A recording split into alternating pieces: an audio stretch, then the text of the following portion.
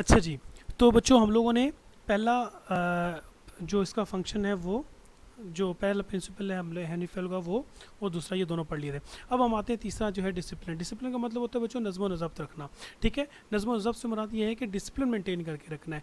यानी कि अगर एक बंदा मैनेजर है तो उसके अंडर 2 लोग 3 लोग 4 लोग 5 लोग 10 लोग 20 लोग जितने भी काम कर रहे हैं, मैनेजर ने जब डायरेक्शन दे दी ना नीचे वालों को, तो इन सब का काम है कि ओबे करें अपने लीडर को, ओबे करें अपने मैनेजर को।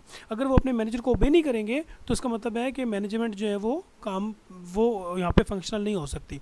एम्प्लॉयज़ मस्ट ओबे, but this is two-sided. Employees will only obey orders if management plays their part by providing goal leadership.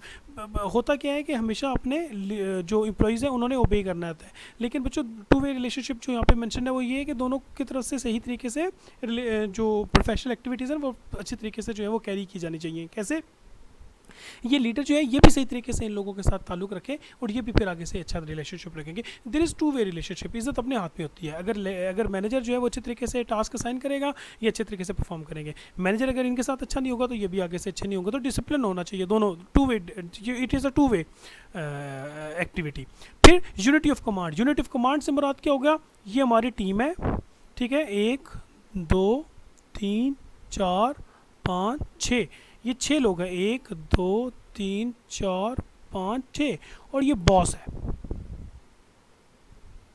ठीक है, इसको इसको और ये जितने भी 6 के 6 एम्प्लॉइज़ हैं इन सबको ऑर्डर्स कहाँ से आएंगे? कमांड कहाँ से आएगी? बॉस की तरफ से, एक साइड से। ऐसा नहीं है कि इसको बॉस अलग से ऑर्डर दे रहा हो और इसको ये बंदा अलग से ऑर्डर दे रहा हो और ये बंदा अलग से ऑर्डर दे रहा हो। ऐसा नहीं होगा कभी भी, अब कभी भी ऐसा नहीं होना चाहिए। और मैनेजमेंट का कॉन्सेप्ट जो ये बताता है वो ये है कि एक ही बॉस होगा और एक ही जगह से ऑर्डर्स आएंगे, 2 बॉसेस नहीं होंगे आपके। ठीक है, एक बंदा कहता है कि तुम ये काम करो, दूसरा बंदा कोई और काम करवाएगा, नहीं, ऐसा नहीं होगा। Each worker should have only one boss. ठीक है जी, एक से ज़्यादा बॉस होंगे, कॉन्फ्लिक्ट्स जो है वो पैदा हो जाते हैं। फिर आगे चलेंगे जी।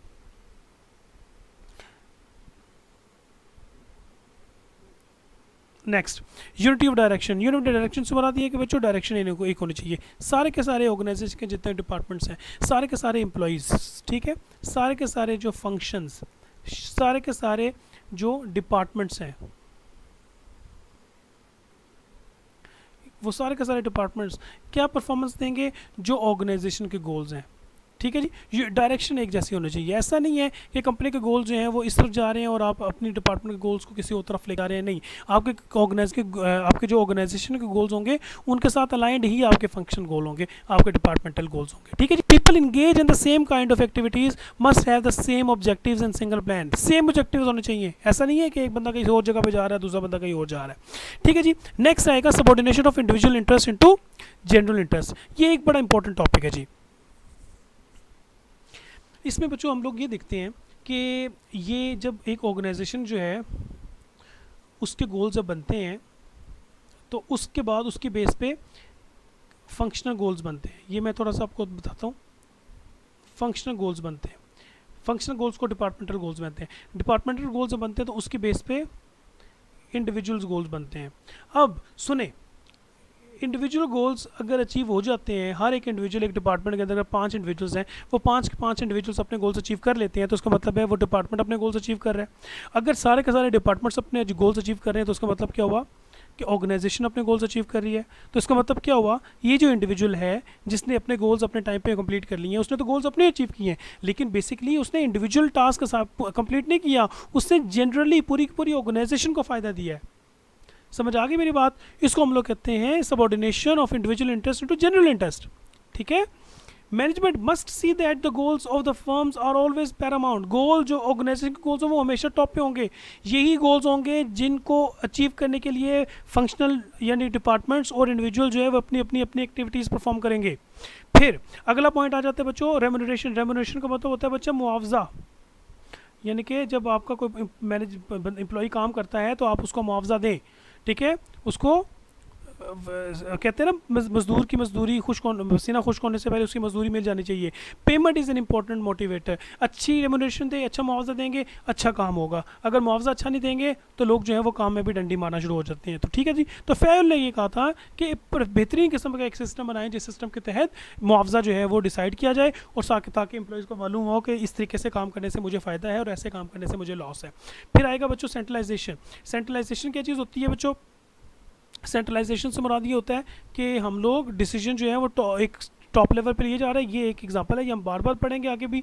ये बॉस है जो डिसीजन ले रहा है और नीचे वालों को बता रहा है। इसी तरीके से ये मुख्तलिफ जगहों पे कंपनीज है लेकिन डिसीजन जो है वो सेंटर पे बॉस खुद ले रहा है। इसे हम कहते हैं सेंट्रलाइजेशन। जहाँ पे डिसीजन मेकिंग ज़्यादातर टॉप लेवल पे होती है उसे हम सेंट्रलाइजेशन कहते हैं। ठीक है, इसका मतलब यहाँ पे जब मैनेजमेंट में आते हैं तो यहाँ पे ये भी देखना होता है कि किस हद तक एक मैनेजर जो है वो डिसीजन खुद मैनेजमेंट की जो टॉप लेवल वाले हैं किसी भी ऑर्गेनाइजेशन के अंदर वो डिसीजन खुद ले रहे हैं। ये भी देखना होता है कि जहाँ पे सेंट्रलाइजेशन है या डिसेंट्रलाइजेशन है। This is a matter of degree depending on the condition of the business and quality of personal. यहाँ पे ये भी देखना होगा कि सेंट्रलाइजेशन ज़्यादा है या सेंट्रलाइजेशन कम है। जब सेंट्रलाइजेशन ज़्यादा हो जाएगी बच्चों, ज़्यादा डिसीजन टॉप लेवल वाले लेंगे तो ये सेंट्रलाइजेशन कहलाएगी। अगर कम लेंगे तो वो डिसेंट्रलाइजेशन कहलाएगी। ठीक है जी, ये जो सेंट्रलाइजेशन और डिसेंट्रलाइजेशन है ये आगे हम लोग चैप्टर नंबर 6-7 में हम लोग इसको बहुत ज़्यादा डिटेल में एक एक पॉइंट इसका डिस्कस करेंगे। ठीक है जी, अभी इतने काफ़ी है। नंबर आएगा स्केलर चेन। स्केलर चेन क्या होता है बच्चों? ये स्केल्स होते हैं। ये एक चेन बन गई है, ठीक है, ये चेन है स्केलर चेन। स्केल्स होते हैं, ग्रेड्स होते हैं। ये हमारा ग्रेड 14 है, ये 16 है, ये 17 है, ये 18 है और ये 19 है। इस तरह के ग्रेड्स बन जाते हैं। उससे बच्चों क्या होता है, उसे पता चल जाता है कि कौन सुपरवाइज़र है, कौन सबॉर्डिनेट है, कौन सीनियर है, कौन जूनियर है, कौन बंदा जो है वो कितने टाइम के बाद किस लेवल पे पहुंच जाएगा और इस लेवल वाला बंदा जो है वो उसके पास क्या क्या रिस्पॉन्सिबिलिटीज़ एंड अथॉरिटीज़ होती हैं। ये जो चीज़ें यहाँ पे लिखी हुई हैं। ठीक है जी, इसको भी हम देख लेते हैं। Line authority, a hierarchy of is necessary for unity of direction but lateral communication is also fundamental है। लेटरल कम्युनिकेशन ये कम्युनिकेशन के टॉपिक में आए, चैप्टर में आएगा, इसको हम लोग देखेंगे। लेकिन जो स्केलर चेन है वो क्या कहता है? Scalar chain refers to number of levels in the hierarchy form. एक ऑर्गेनाइजेशन के अंदर नंबर ऑफ लेवल्स कितने हैं? ठीक है, 14वां स्केल जो है उसका क्या लेवल होगा, 16वें स्केल, 17वां स्केल, 18वां स्केल। ये स्केल्स बच्चों मैं इसलिए लिख रहा हूँ कि ये हमारे गवर्नमेंट के स्केल्स होते हैं जो तकरीबन सब लोगों को थोड़ा बहुत मालूम होता है। फिर आएगा आगे ऑर्डर। ऑर्डर का मतलब होता है बच्चों जो एक्टिविटीज़ परफॉर्म कर रहे होते हैं ना उसका ऑर्डर ख़राब नहीं होना चाहिए। ऑर्डर का मतलब हुक्म नहीं है, ऑर्डर का मतलब होता है तरतीब। तरतीब नहीं ख़राब होनी चाहिए। एक्टिविटीज़ जो होंगी वो प्रॉपरली ऑर्डर के अंदर रहनी चाहिए। फिर आगे क्या आएगा? इक्विटी। इक्विटी से मुराद ये है कि सबके साथ बराबरी का सलूक होना चाहिए। ये मैनेजमेंट की कॉन्सेप्ट है कि ऐसा ना हो कि एक बंदा जो है नेपोटिज्म वगैरह फेवरेटिज्म आप करें, किसी को आप ज़्यादा फेवर कर दें, किसी को कम करें, किसी के साथ ज़्यादती करें, किसी के साथ ना करें, तो ऐसा काम नहीं होगा। आपने इक्विटी रखनी है सब एम्प्लॉयज़ के अंदर। फिर stability of tenure of a personal. यहाँ पे एक और एहसास दिलाना है कि आपका टेन्योर यहाँ पे स्टेबल है। आप अपने एम्प्लॉयज़ को ये एहसास दिलाएं कि आप को यहाँ से कोई बंदा यहाँ से ऑर्गेनाइजेशन से नहीं निकालेगा। ये चीज़ हमेशा बच्चों अपने माइंड में रखें, ये बड़ा इंपॉर्टेंट है। इंग्लिश में कहा जाता है कि you should take care of your employees in such a way that they do not use your internet to find other jobs. आप अपने एम्प्लॉयज़ का ऐसे ख्याल रखें कि वो आपका इंटरनेट दूसरी नौकरी ढूंढने के लिए इस्तेमाल ना करें। यानी कि आप उनको एहसास दिलाएं कि आपको ऑर्गेनाइजेशन से नहीं निकाला जाएगा, आपका टेन्योर स्टेबल है, आपको हम लोग जॉब से छुट्टी नहीं करेंगे। ठीक है जी, जब हम जॉब से छुट्टी नहीं करेंगे, नहीं करवाएंगे तो एम्प्लॉय को नई नौकरी ढूंढने की टेंशन नहीं होगी, तो वो अच्छा काम करेगा। ठीक है जी। एंड इन सिक्योर टेन्योर, जब सिक्योर टेन्योर होगा, स्टेबल होगा, वो तो ठीक है। लेकिन अगर जॉब सिक्योरिटी नहीं है, जब पता चले यार मुझे लगता है अगले महीने एम्प्लॉयज़ निकालने पड़ेंगे, मुझे लगता है अगले महीने मुझे निकालना पड़ेगा, मेरे पास 50 एम्प्लॉयज़ है तो हालात ठीक नहीं है, तो मुझे लगता है अगले महीने में 10 कम कर दूंगा। जब इस तरह की सिचुएशन होती है ना, तो फिर क्या होता है? High rate of employee turnover. Turnover का मतलब होता है नौकरी छोड़ कर चले जाते हैं एम्प्लॉयज़। नौकरी छोड़ के एम्प्लॉयज़ क्यों चले जाते हैं? क्योंकि उनका टेन्योर स्टेबल नहीं होता। उनको लगता है कि 1-2 महीने के बाद जो 10 लोग निकालेंगे उनमें से एक मैं भी हूँ। ठीक है जी, ये फ्यूचर में अगर हमारे पास टाइम मिला, टर्नओवर बेसिकली हम लोग इसको ह्यूमन रिसोर्स मैनेजमेंट में पढ़ते हैं। अगर हमारे पास टाइम हुआ तो हम इसमें भी पढ़ेंगे। फिर आएंगे इनिशिएटिव्स। फिर हम लोग नए नए इनिशिएटिव लें, और अगर एम्प्लॉयज़ भी कोई नए इनिशिएटिव लेते हैं तो उसको भी हम लोग वेलकम करें। और सबसे आखिर में जो है वो क्या है? सबसे आखिर में आता है बच्चों एस्पिरिट डिकॉप्स। एस्पिरिट डिकॉप्स का मतलब क्या होता है, टीम स्पिरिट को प्रमोट करें।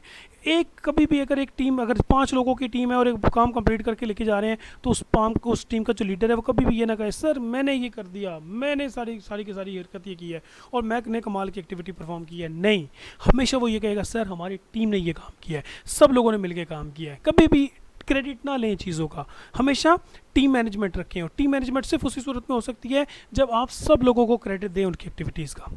ठीक है जी। अब बच्चों नेक्स्ट बच्चों, अब आप लोगों ने एक असाइनमेंट करनी है और असाइनमेंट बहुत ही आसान है। वो क्या है कि आप लोगों ने कोई एग्जांपल ले ली है, जैसे मैंने आपको KFC की एग्जांपल दी थी, जैसे मैंने आपको सेवर की एग्जांपल दी थी, जैसे मैंने आपको कार की एग्जांपल दी थी, कंस्ट्रक्शन ऑफ हाउस की एग्जांपल दी थी। ये 3 4 5 एग्जांपल्स मैंने दी हैं और ये सारी की सारी एग्जांपल्स मैंने किस लिए दी हैं, ताकि आप लोगों को पता चल जाए कि वन बेस्ट वे जो उसने दिया था फ्रेडरिक टेलर ने, उसने किस तरीके से ये काम जो है वो कंप्लीट उसने किस तरीके से ये काम जो है वो उसने जो A1 बेस्ट वे के ज़रिए एक प्रोजेक्ट कंप्लीट होता है। ठीक है जी। तो असाइनमेंट बच्चों क्या है ये कि आप किसी एक्टिविटी का सोचें, जैसे ये मैंने 3 4 एक्टिविटीज़ की एग्जांपल दी हुई है, एक एग्जांपल मैंने नीचे लिखी हुई है। आपने करना क्या है, आपने एक एक्टिविटी सोच ली, सोचने के बाद उसके स्टेप्स डिसाइड किए, स्टेप्स डिसाइड करने के लिए के बाद आपने उनको एक्सप्लेन कर दिया। ये मैंने एक हिंट दी हुई है कि आप किस तरीके से एक काम एक्टिविटी परफॉर्म करते हैं। One best way to install window 10 in laptop के अंदर विंडो 10 इंस्टॉल करने की एक डिटेल्स भी लिखी हुई हैं। तो ये जिस तरीके से मैंने यहाँ पे लिखा हुआ है बच्चों एग्जांपल, ये हिंट लेके आप लोगों ने एक एक्टिविटी परफॉर्म करनी है, एक काम करना है। ठीक है। और यहाँ पे जो है वो बिरयानी बनाने की एग्जांपल यहाँ पे लिखी हुई है आई थिंक। ठीक है जी। तो ये एक असाइनमेंट है बच्चों, इसकी जो सोल्यूशन है वो भी यहाँ पे लिखा हुआ है, 1 2 3 4 सारी की सारी स्टेप्स भी लिखे हुए हैं, वन बेस्ट वे भी लिखा हुआ है। तो ये आप लोगों ने कंप्लीट करना है। ठीक है। और ये आपने मुझे सबमिट करवा देना है। Thank you very much.